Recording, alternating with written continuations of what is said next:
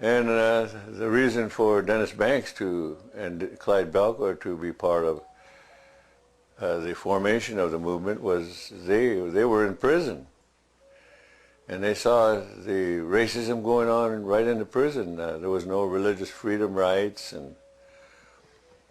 and so I think they came out of the prison, the institutions, with a determination to change what they had experienced.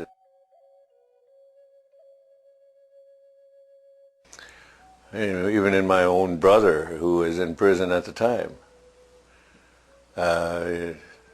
We were all there at this meeting, and so we brought together, I guess, the summation of all our lives, all our experiences at a time when I always expressed it that we were about to be written out of history as roadkill cultures of manifest destiny.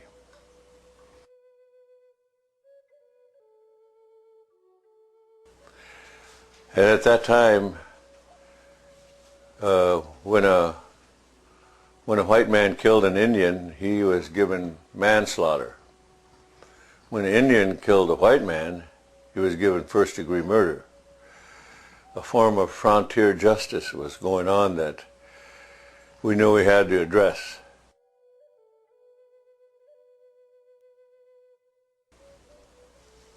It became a sovereignty issue because of the treaties.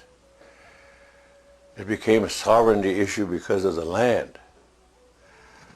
But most important, it became a sovereignty issue because of our spiritual ways.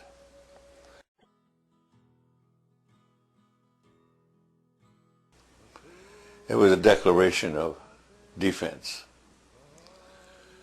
And that's what we're about, the American Indian movement, in defense of our land, our spiritual ways, our culture. It's about defense of your survival for the children to come, the unborn.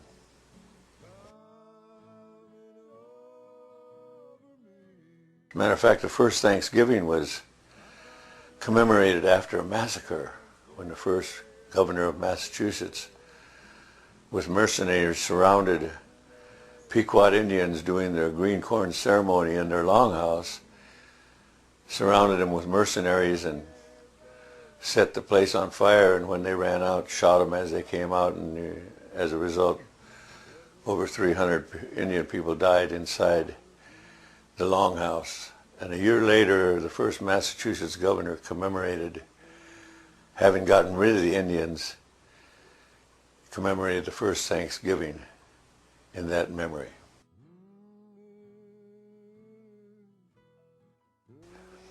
It's getting pretty obvious as the initiator of all the oppression that starts with us first and it goes out to the world. And one of the ways they do it is that they get everybody to hate the victim. They got everybody to hate the Indian, the redskin savage, and then you can get away with it. You can go free if you get everybody to do it at the same time. Then you're all free.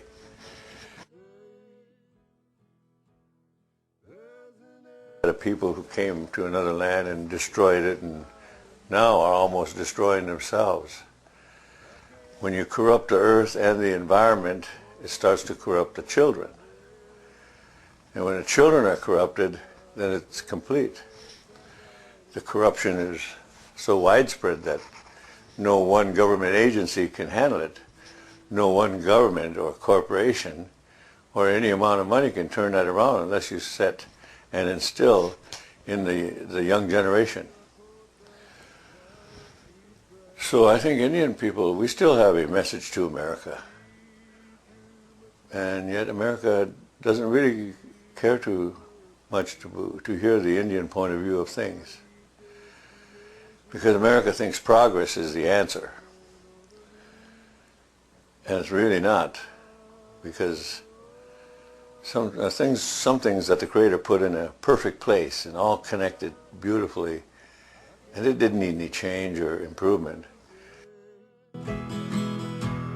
There's an emptiness inside of me, and I can't bear the loneliness out here. There's another place I gotta be,